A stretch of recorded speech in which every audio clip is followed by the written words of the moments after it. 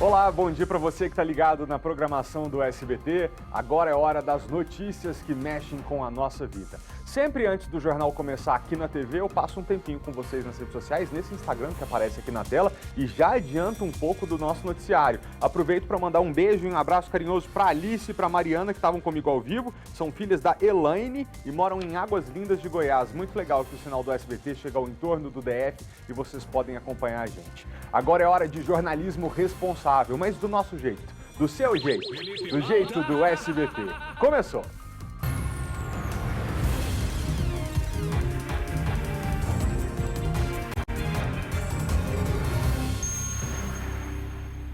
Distrito Federal tem pelo menos 6 casos da variante Delta do coronavírus. Cepa indiana é mais contagiosa e preocupação agora é com a população jovem que ainda não se vacinou. Além da Delta, outras 5 mutações do vírus da Covid circulam no DF.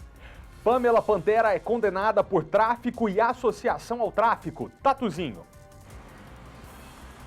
A garota de programa já foi capa da Playboy no Brasil e em Portugal, antes de entrar no mundo do crime. Ela é considerada a peça-chave de uma organização criminosa que vendia sexo e drogas para homens ricos, poderosos e com cargos elevados nos 3 poderes da República. E mais, o drama de um pai que teve o filho sequestrado porque o jovem devia R$ 400 em drogas para traficantes. Esse rapaz foi feito refém e levado para um barraco em Vicente Pires. Motoboy é preso por divulgar imagens íntimas de mulheres com quem ele se relacionou. Kátia Gomes. Malta, pelo menos 10 mulheres registraram ocorrência na delegacia. Só depois de se relacionar com o motoboy, elas descobriram que ele registrava os momentos sexuais e divulgava para amigos em grupos de conversa. Agora que esse homem foi descoberto, tomara que mulher nenhuma fique com ele mais na vida, Malta. Merece ficar sozinho e amargurado, né? Torcida do Flamengo vai à loucura no Mané Garrincha. Rubro-negro fez 4-1 em cima do Defensa e Justiça no primeiro jogo do Brasil, com venda de ingressos ao público desde o começo da pandemia. Foi quase 1 ano e meio de saudade dos torcedores para ver o Flamengo jogar aqui em Brasília. A gente mostra tudo depois do break. O SBT Brasília, primeira edição, volta em instantes. A gente está de volta com o caso grave de um homem que foi detido por divulgação de imagens íntimas aqui no Distrito Federal. Esse homem de 36 anos de idade trabalhava como motoboy e se gabava pelas noites de sexo que tinha com as mulheres, divulgando fotos e vídeos das vítimas sem o consentimento delas. Um grupo formado por pelo menos 10 mulheres que foram vítimas desse homem se reuniram para juntar provas contra o homem que chegou a ser detido e levado à delegacia. Mas parece que não vai ficar preso. Kátia Gomes, é com você. Bom dia.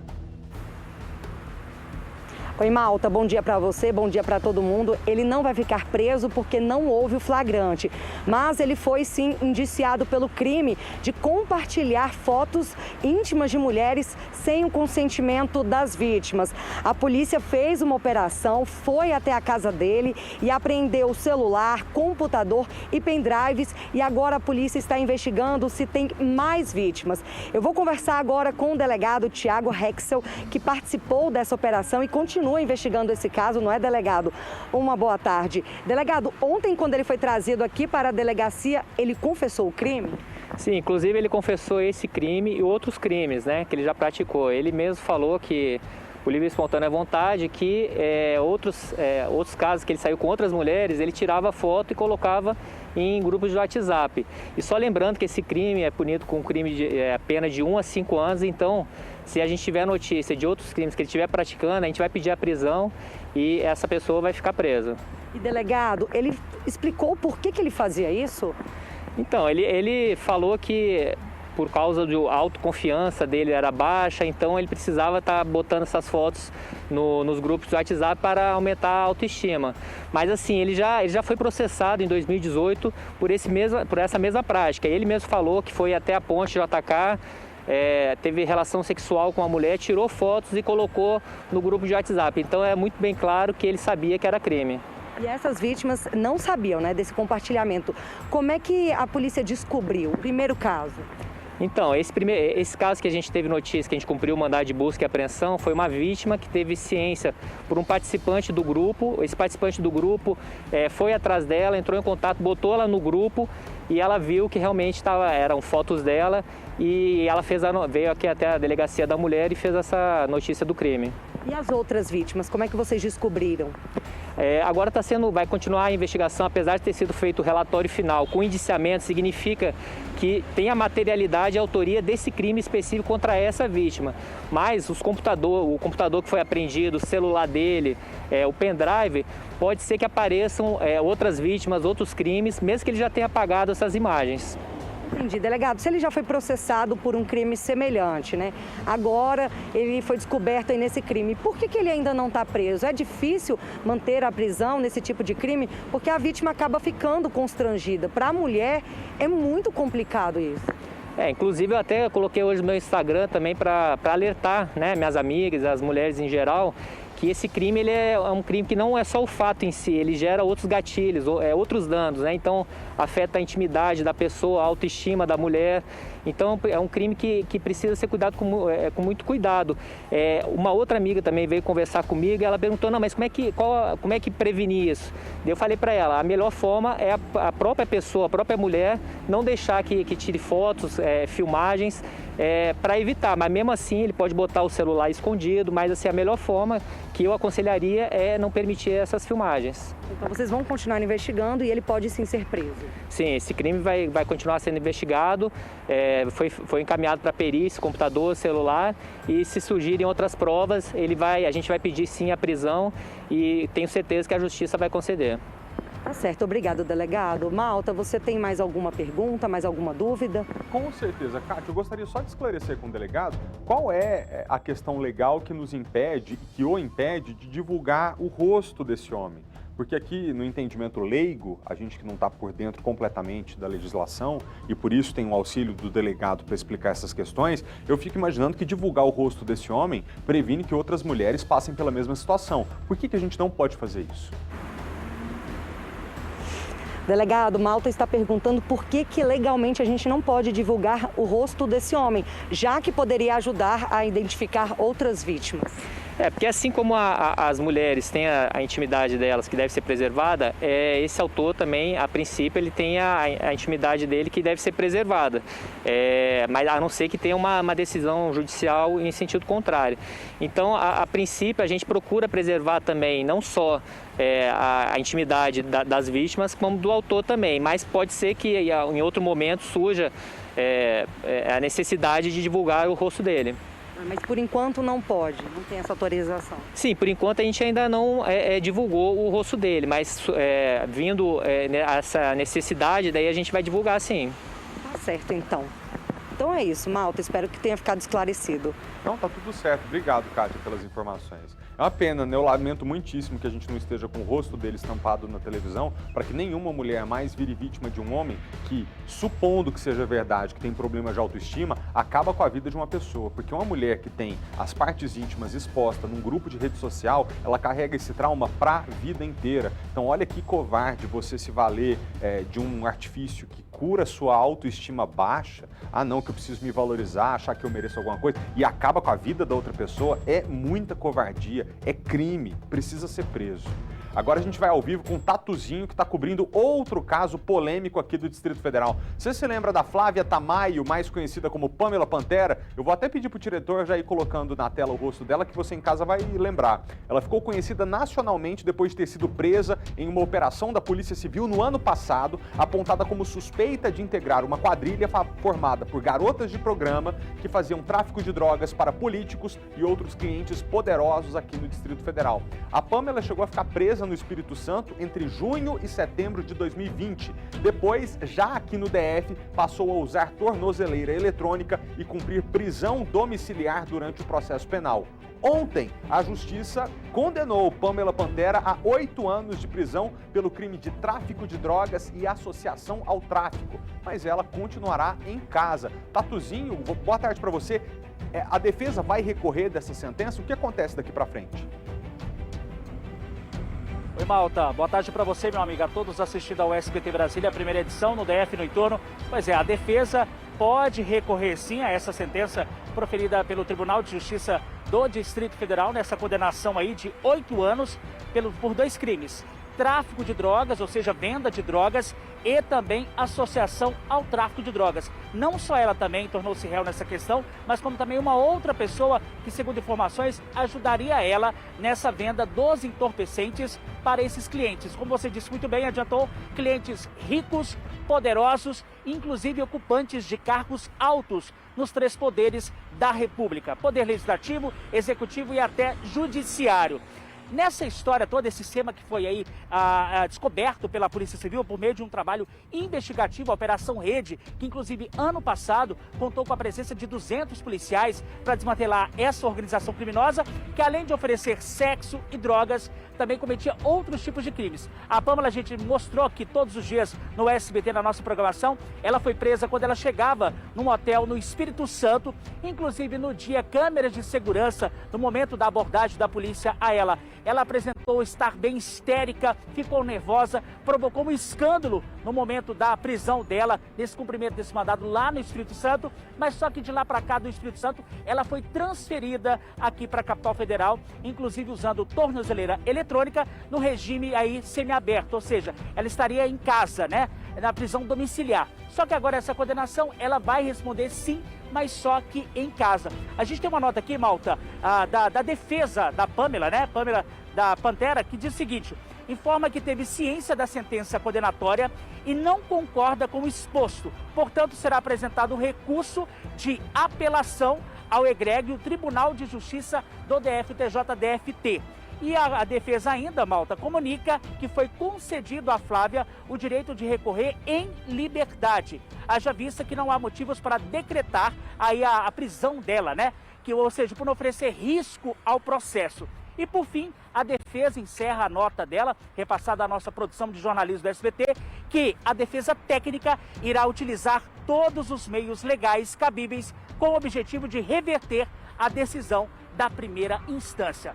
Nessa história toda da Pâmela Pantera, o SBT, ano passado, assim que ela foi transferida para a capital federal, conversou com exclusividade com ela que trouxe detalhes da prisão, sobre essa questão dos crimes que ela estava sendo aí acusada pela polícia na época, durante a operação. E a gente vai ver um trechinho dessa entrevista exclusiva concedida ao jornalismo do SBT. Vamos ver. Eu comecei a trabalhar como Pâmela Pantera quando eu fiz 18 anos. E desde então eu fiquei bem famosa nesse meio de entretenimento adulto com esse nome, tanto no Brasil quanto no exterior. Infelizmente eu comecei a me prostituir quando eu era menor de idade, então uma coisa levou a outra por consequência. Então quando eu era de menor eu já tinha certos clientes que me falavam: nossa, você é muito bonita, você deveria ser atriz pornô. Aí quando eu já tinha tipo 17 anos eu já mandava e-mail para as produtoras falando que eu ia fazer 18 anos tal dia. E quando fiz aniversário, basicamente me ligaram para me dar parabéns, me contratando. Saía muito, rolava até uns vídeos meus na internet, proibido, tive que fazer processo judicial para poder tirar aquelas imagens, porque até então eram vídeos que as pessoas postavam por maldade, que eu não ganhava nada em cima. Isso é crime, né? Você sendo tão desejada, você despertava ou desperta ainda o interesse de pessoas poderosas? Sim, mesmo agora eu tentando evitar esse contato com o público, querendo ter uma relação mais virtual, ainda desperto muito interesse e desejo. Dos poderes da República? Sim. Do Executivo? Principalmente. Legislativo? Sim. Judiciário? Judiciário. Deputados? Isso todo mundo sabe que acontece muito aqui no Brasil, né? O Brasil tem essa fama. Desde políticos a jogadores de futebol, médicos, artistas. Um homem foi preso ontem à noite com um carro que teria que ser devolvido em 3 dias. Isso desde setembro do ano passado. A prisão ocorreu durante uma abordagem da PRF na 060 no Recanto das Emas. De acordo com a polícia, o homem estava sem o contrato de locação. Ele disse aos policiais que comprou de outra pessoa que teria alugado o veículo em um leilão de locadora. O homem foi levado à delegacia da cidade e indiciado por apropriação indébita do carro. Como eu disse antes, esse carro estava alugado desde setembro, mas a locadora diz que só registrou o crime em fevereiro, uma das várias ocorrências deste ano que vem causando prejuízo às empresas de veículos. No último dia 11, a Polícia Rodoviária Federal prendeu um homem de 39 anos em flagrante por apropriação indébita. Durante a abordagem, os agentes descobriram que o carro era de locadora e desde o ano passado havia uma ocorrência contra o motorista que alugou o veículo em 2019 e não devolveu. Contra ele, também havia um mandado de prisão por estelionato. No dia seguinte, outro motorista foi preso por apropriação indébita pela PRF. O homem de 33 anos alugou o veículo em 2020 e não devolveu, mesmo após inúmeras tentativas da empresa. A Polícia Rodoviária Federal tem intensificado o trabalho de fiscalização com veículos alugados. Quando o veículo é furtado ou roubado, na hora já aparece no nosso sistema que ele é furtado ou roubado. Mas quando é apropriação indébita, não. A gente precisa realmente consultar a própria empresa para saber se houve algum registro nesse sentido. A gente tem visto que vários usuários, várias pessoas têm cometido esse crime, né? Elas alugam carro e não devolvem mais. A Pamela explica que o crime é praticado de diversas maneiras. A pessoa às vezes aluga com os próprios documentos e simplesmente não devolve mais, porque ele já é estelionatário, ele não se importa de ficar com o nome sujo, ele é criminoso. Algumas vezes o crime é um pouco mais elaborado. Então eles pegam esse carro, conseguem falsificar o documento em algum Detran, eles esquentam o carro, como a gente costuma dizer, eles tornam esse carro aparentemente legal para depois passar para frente e vender. Segundo a Associação Brasileira das Locadoras de Automóveis, no ano passado, mais de 7 mil veículos não foram devolvidos para as empresas em todo o país. Este ano, até o final de junho, as locadoras perderam 4.500 automóveis. Vamos colocar um valor médio de veículo, um veículo popular hoje, está em torno de R$50 mil, 4.500 vezes 50 mil, se forem todos populares, nós estamos falando de 225 milhões. Vamos colocar um valor médio de veículo de 80 mil vezes 4.500, nós estamos falando de 360 milhões. O diretor da associação diz que os criminosos estão cada vez mais sofisticados na aplicação dos golpes. Apesar do crime ter crescido em todo o país, segundo a Secretaria de Segurança Pública do Distrito Federal, aqui no DF, ele apresentou uma queda de 25,7% no primeiro semestre deste ano. Foram 430 ocorrências em 2021 contra 579 em 2020. De acordo com o artigo 168 do Código Penal, o crime de apropriação indébita acontece quando alguém pega para si algo móvel sem o consentimento do proprietário.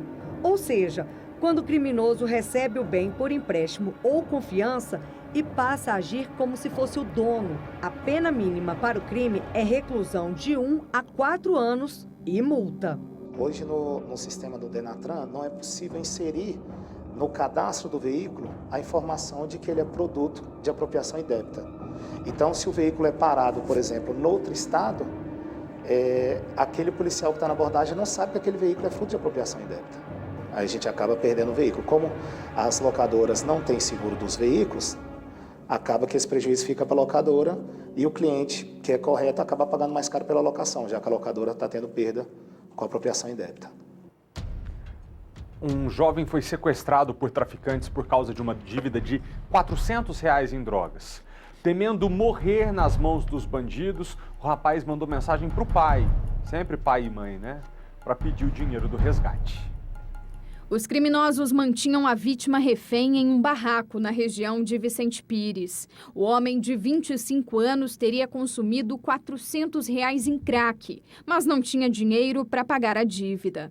De acordo com a polícia, os traficantes exigiam o pagamento sob ameaça de morte. Sem saída e pressionado pelos sequestradores, o usuário mandou mensagens para o pai, pedindo ajuda. A conversa teve início na terça-feira, às 10h47 da manhã. O rapaz diz: "Oi, se chamar a polícia, ele falou que me esfaqueia na frente da polícia." E insiste: "Ele quer falar com você. O que eu faço? Te ligo?" O pai responde: "Liga." Por volta de 2h30 da tarde, ele mandou um áudio. Uai, pai, você não tá atendendo, não tá respondendo, o povo já tá aqui tudo perturbado aqui, ó. Entendeu? Cadê tu, velho? Eles já estão perturbados com essa história que você não atende esse telefone aí. Fala o que tá acontecendo aí, o que houve? O pai explica que estava aguardando uma transferência bancária. E eu vou aqui na caixa sacar e daqui mais ou menos uns 40 minutos eu tô por aí, 40 minutos a 1 hora. Apesar da mensagem, o pai foi até a delegacia. Lá, conversou com os agentes que orientaram a esperar o trabalho da polícia. Segundo este delegado, ele não quis aguardar e, desobedecendo às recomendações dos agentes, foi sozinho ao cativeiro. Lá, conseguiu, sob o argumento de que estava sendo monitorado pela polícia, conseguiu negociar e convencer os extorsionários a liberarem o seu filho.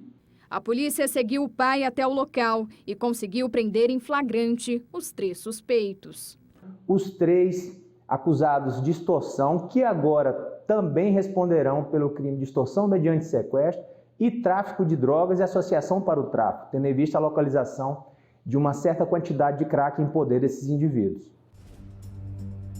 Coronavírus, a gente fala agora sobre o avanço da variante Delta no Brasil. O Ministério da Saúde confirmou 122 casos no nosso país. Pelo menos 6 ocorrências dessa variante indiana estão aqui no Distrito Federal. Quão perigosa a cepa é? Quais são os sintomas? A nossa reportagem tirou a dúvida com especialistas. A presença da variante Delta no Distrito Federal foi confirmada em análise do LACEN, Laboratório Central de Saúde Pública do DF. Foram feitos, por amostragem, 67 testes. Desses 67 testes, 6 deram a variante Delta, a variante indiana. O restante todos, a variante Gama, que é a P1 de Manaus. São 4 na região de Planaltina, 1 no plano piloto e outro em Santa Maria. As cepas foram identificadas entre os dias 12 e 20 de julho em 3 homens e 3 mulheres, com idades entre 20 e 59 anos. Um refere contato com pessoa que esteve na Bahia. Teremos aqui já uma informação de um caso secundário em Vicente Pires. Como nós temos 4 pessoas com suspeita que tiveram contato diretamente com esses pacientes, a identificação de que realmente a variante deles seja um Delta, já vai caracterizar se houve ou não a transmissão comunitária. No último balanço, o Ministério da Saúde confirmou mais de 110 casos da variante Delta no Brasil, a maioria no Rio de Janeiro. Ela também já foi encontrada em mais de 100 países. Registrada pela primeira vez em outubro do ano passado na Índia,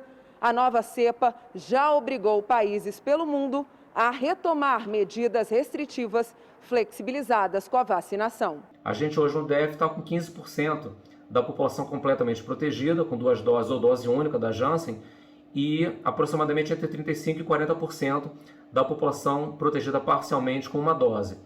Então, a nossa situação de cobertura vacinal de proteção da população, ela não é a mesma que a gente já observou em outros países.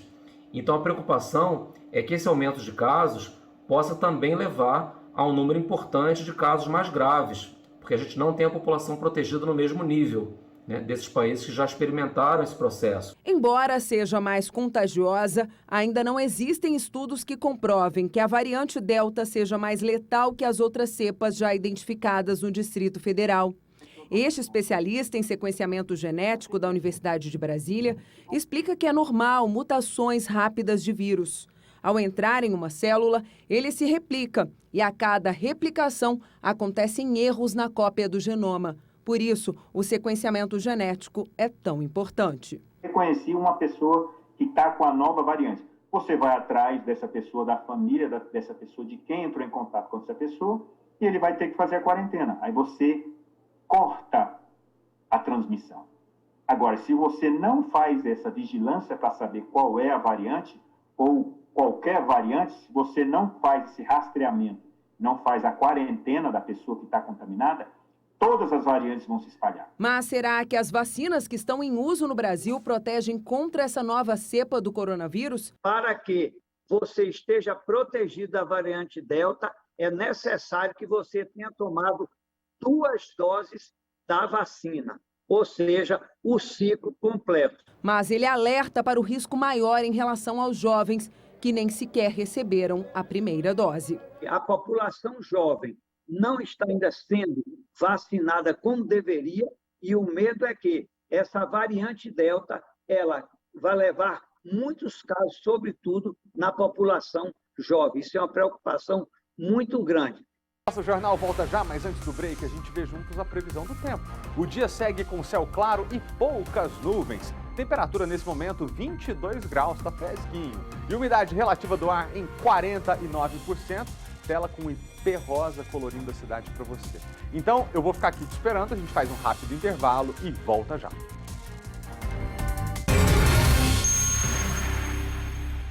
O SBT Brasília, primeira edição, está de volta, 12h17 e estamos ao vivo e agora é hora de futebol.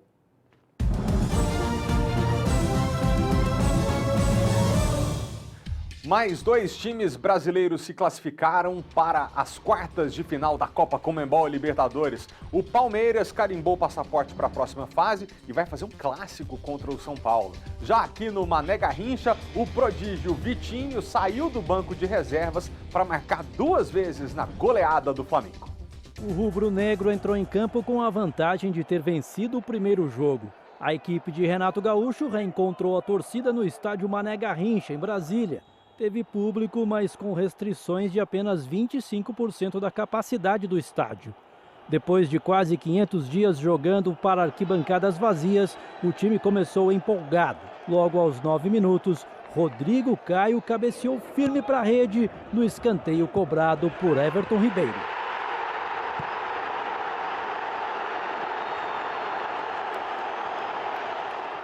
Teve pressão com bola na trave e defesaça de Unsain. E foi num lance bem inusitado que os argentinos empataram. Diego recuou para o goleirão Diego Alves, que chutou em cima de Loaiza. E a bola foi parar no fundo do gol. Mesmo assustados, no segundo tempo os brasileiros encontraram força para fazer o resultado. Na bola que sobrou na área, Michael acertou o travessão. E a Arrascaeta escorou de cabeça, 2-1. Vitinho saiu da reserva para afastar o sufoco. Primeiro cortou para o meio e acertou de fora da área. Já nos acréscimos, ele recebeu, limpou a defesa e jogou no contrapé do goleiro. O Flamengo espera agora o vencedor de Internacional e Olímpia do Paraguai. Em São Paulo, o objetivo do Palmeiras contra a Universidade Católica do Chile era se tornar o adversário do São Paulo já classificado. A vontade era grande e de tanto insistir, o gol alviverde acabou saindo aos 35 de jogo. Wesley cruzou, Rafael Veiga bateu de primeira na trave e ela sobrou para o lateral Marcos Rocha fazer. Mas ficou só nisso. Palmeiras classificado para pegar o São Paulo nas quartas de final. Jogo duro. No histórico do confronto pela Libertadores, ampla vantagem tricolor. Em 8 jogos, foram 6 vitórias e 2 empates. Bom, e a partida aqui no Mané Garrincha foi a primeira com público desde o início da pandemia. Depois de 497 dias separados, o Flamengo e a sua torcida enfim se reencontraram. A gente vê na reportagem de Fernando Jordão. Sabe quando você fica muito tempo sem ver um grande amigo ou outra pessoa que você ama? O reencontro tem um gostinho especial, né? O clima ontem no Mané Garrincha foi exatamente esse. Afinal, depois de 497 dias separados, Flamengo e sua torcida enfim se reencontraram. O último jogo do Flamengo com torcida havia sido em março do ano passado, na vitória por 3-0 sobre o Barcelona de Guayaquil, pela primeira fase da Libertadores de 2020. Teve gente que estava lá e veio do Rio para matar a saudade. Depois de 1 ano e meio sem ir ao estádio, assim como o Pedro, pô, ia a todos os jogos também. Aí ficar 1 ano e meio afastado é complicado, né? Pô, estamos de volta aqui, mesmo com 5, 6 mil pessoas aqui, é bom demais, todo mundo cantando, pô, ver o Flamengo na Libertadores é sempre espetacular. Em campo, o Flamengo correspondeu. O rubro-negro abriu o placar logo aos 9 minutos com Rodrigo Caio. Depois, um susto. O defensa empatou nessa bobeada da defesa. Mas aí brilhou a estrela do técnico Renato Gaúcho, que teve seu primeiro contato com a torcida rubro-negra. Ele chamou Michael, que já entrou mandando uma bola na trave, que virou assistência para o gol de Arrascaeta. Depois, o treinador botou Vitinho em campo, que marcou 2 vezes. Final, Flamengo classificado para as quartas 4, Defensa e Justiça 1. É claro que esse reencontro não foi daquele jeito que a gente estava acostumado. Por conta da pandemia, só 25% dos ingressos foram colocados à venda. E era necessário apresentar comprovante de vacinação ou teste PCR negativo. Todas essas exigências necessárias parecem ter afastado um pouco o público. Apenas 5.518 torcedores compareceram aqui ao Mané Garrincha. Neste, que foi o primeiro jogo com venda de ingressos no país desde o começo da pandemia. Mas quem veio, curtiu. Ainda que algumas aglomerações e desrespeito ao uso de máscaras tenham sido registrados, a regra foi um público obediente aos protocolos. O que ficou foi o desejo de novas oportunidades para matar tanta saudade acumulada. Tem que manter isso aí, cara. A gente precisa disso. Uma vez Flamengo, sempre Flamengo. Flamengo sempre eu hei de ser. É o meu maior prazer vê-lo brilhar, seja na terra, seja no mar. Vencer, vencer, vencer. Uma vez Flamengo, Flamengo até morrer. Uma iniciativa de uma escola pública lá em Taguatinga tem surtido ótimos efeitos nos alunos. Uma das matérias oferecidas é a de se preparar para montar o próprio negócio. O Centro Educacional 7 de Taguatinga recebe alunos do ensino médio que têm entre 15 a 18 anos. Desde 2010, a escola adotou o período integral com oficinas de teatro, reforço escolar e aulas de conversação em inglês. Em 2017, o projeto foi ampliado e ganhou novas disciplinas. Mudou porque o aluno passou a ser obrigado, alunos que estudam no 77, a fazer as oficinas. Né? E isso ampliou a oportunidade do aluno no mercado de trabalho, porque eles passaram não a ter uma profissionalização, mas a ter mais conhecimento dentro daquelas oficinas de interesse deles. Pela manhã, os alunos assistem às disciplinas tradicionais, como português e matemática, e à tarde participam das oficinas.